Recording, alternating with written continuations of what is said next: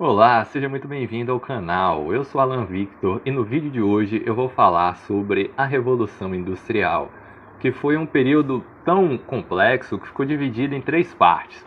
No vídeo de hoje vamos falar sobre a primeira delas. Se você está curioso para saber como foi esse processo, suas causas, o que ele desencadeou, então continua ligado aqui comigo, que eu vou explicar tudo para você.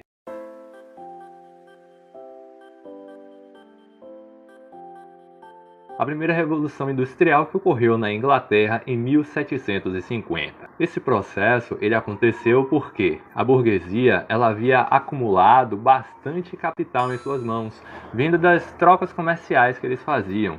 Então, eles puderam investir em novas técnicas de produção para que pudessem melhorar e agilizar o trabalho que era feito pelos seus funcionários. Juntamente com isso, outras coisas que ajudaram foram a falta de barreiras alfandegárias, a posição estratégica onde ficava a Inglaterra e o seu poderio naval. Claro que o desenvolvimento da indústria metalúrgica e siderúrgica. Também o sistema capitalista que estava ali surgindo, a grande concentração de matéria-prima na Inglaterra e a Revolução Comercial, que ela vinha desde o século XV, onde a burguesia ali pôde ir fazendo suas trocas comerciais e enriquecendo ao longo desses séculos todos que se passaram. Essa Revolução Industrial posteriormente se espalhou para os outros países da Europa, como a França, a Bélgica, a Alemanha, a Itália e por aí vai. Chegou até os Estados Unidos e o Japão também. Então ela começou primeiro na Inglaterra porque ela tinha todas as condições favoráveis a isso e graças a isso o país se tornou mais rico do mundo e Londres se tornou a capital comercial do mundo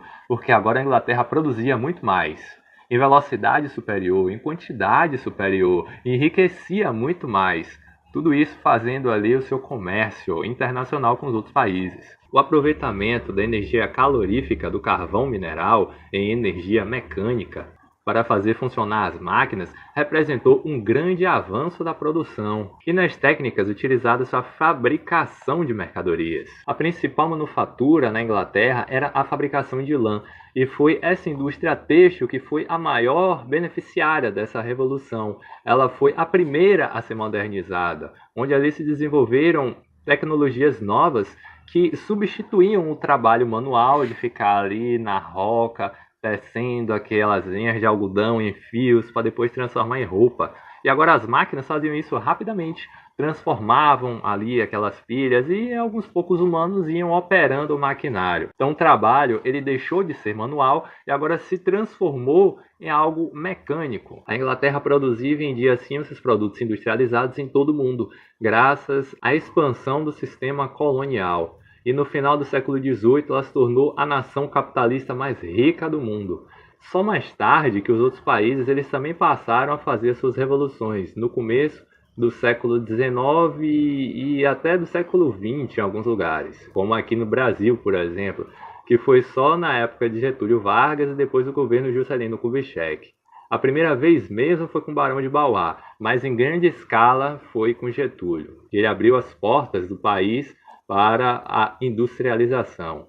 E na época de Juscelino, o Brasil ele passou a produzir até mesmo os bens de consumo que utilizava. A mecanização ela se estendeu também para a agricultura, os transportes, a metalurgia e outros setores da economia. As três grandes invenções da primeira revolução industrial foram a máquina de fiar, o tear mecânico e a máquina a vapor, que era usada nas indústrias de carvão mineral, também na produção têxtil das máquinas, era usado nas estradas como as locomotivas a vapor, também em embarcações, os barcos a vapor, na industrialização do ferro, entre outras. E agora vamos falar sobre o lado negativo, as consequências dessa revolução industrial.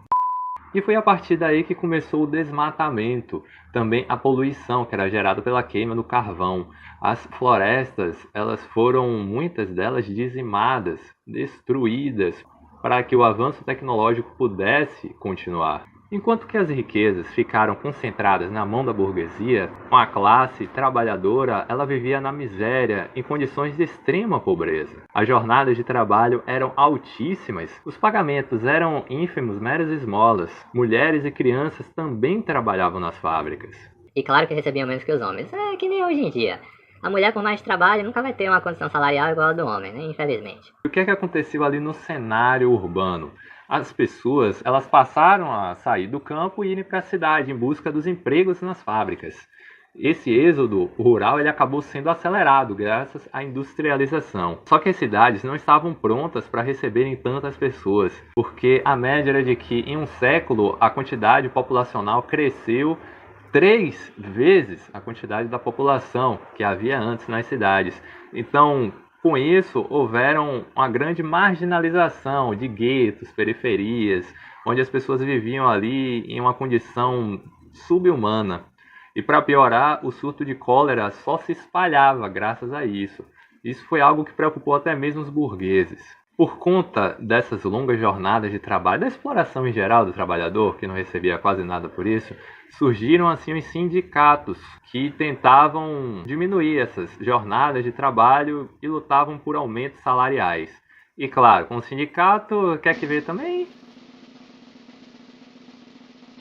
As greves. A gente vai ficando por aqui, esse foi o nosso vídeo de hoje. Se você gostou, não esquece de deixar aquele like, compartilhar em suas redes para que seus amigos também possam assistir. Falou? Beijinho, beijinho, um abraço e tchau!